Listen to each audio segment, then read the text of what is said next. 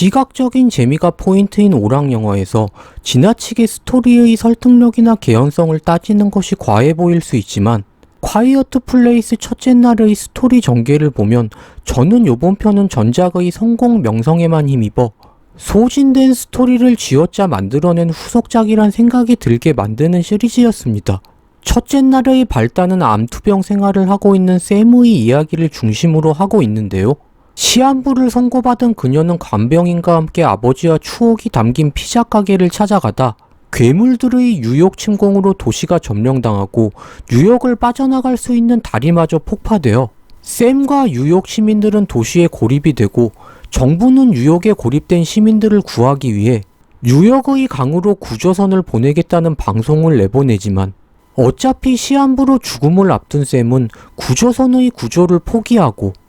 발길을 돌려 아버지와 추억이 담긴 피자 가게로 존엄사를 결심하며 모험을 떠나게 되고 따뜻한 조력자인 에릭을 만나게 되면서 벌어지는 이야기가 극의 중심 플롯인데요.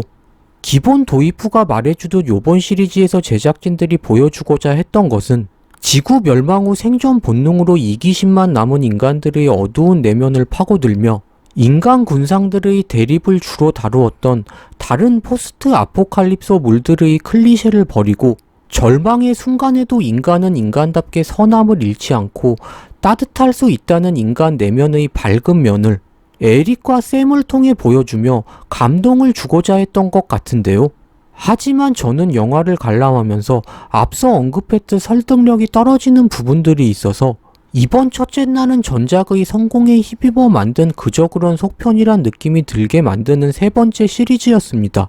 제일 먼저 설득력을 떨어뜨렸던 부분은 샘과 에릭의 첫 만남이었는데 에릭은 샘이 시한부 환자라는 사실을 모른 채 아무런 질문과 별다른 대화도 없이 샘과 동행하는데 영화를 실제로 보면 에릭이 아무리 공황장애가 있다지만 너무 명분 없이 나를 따라오지 말라고 말하는 샘에게 구조선도 포기하고 이끌려가는 듯한 포지션으로 그녀를 따라가는 설정이 극을 이끌어야 할 주인공의 행동의 동기가 부족해 보여 설득력이 떨어지는 부분이었는데요.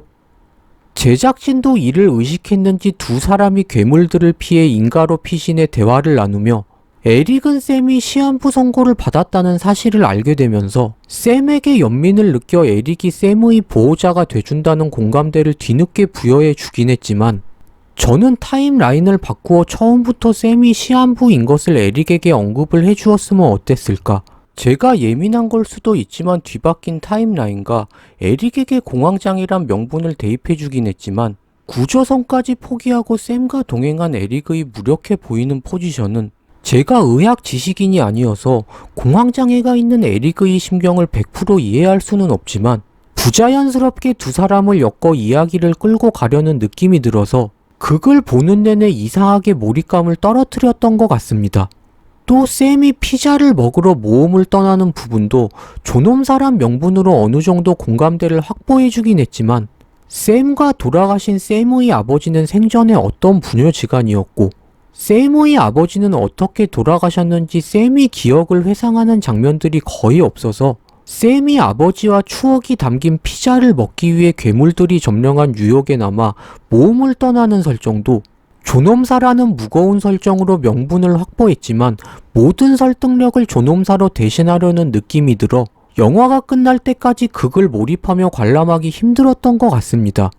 그리고 클라이막스 씬에 대해서도 할 이야기가 있는데 저는 개인적으로 콰이어트 플레이스 첫째 날을 재밌게 보진 않아서 추천하고 싶은 영화는 아니지만 관람을 계획하신 분들께는 이 부분 리뷰는 강력한 스포일러이기 때문에 영화를 보신 분들은 상관이 없지만 보실 분들은 클라이막스 리뷰는 스킵해주세요. 샘은 에릭의 도움으로 피자를 먹고 구조선이 있는 장소에 도착하는데 여기서 아버지와 추억이 있는 고향 뉴욕에서 남은 생을 마감하기로 한 샘은 에릭의 헌신에 대한 보답으로